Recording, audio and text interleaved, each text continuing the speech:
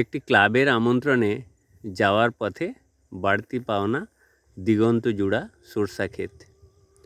প্রত্যেকটা গাছে ফুল ফুটে গেছে, অদ্ভুত সৌন্দর্য, ভাষায় প্রকাশ করা যায় না। আর এই রাস্তার পাশে সরষা ফুলের গন্ধ আমার পা আটকে দিয়েছে। ফলে গাড়ি থামিয়ে সৌন্দর্যটাকে ক্যামেরাবন্দি করার জন্য দাঁড়িয়ে পড়লাম। ঢালাই রাস্তা, দুদিক জোড়া, দিগন্ত বিস্তৃত, সরষার ফুলে ভরা মাঠ।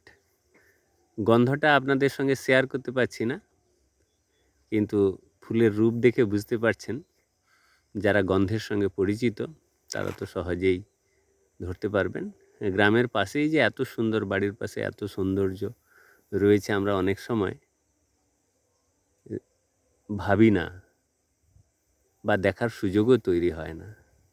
ফলে এই বিরল দৃশ্য মনে হয় ক্যামেরাবন্দি করে রাখি।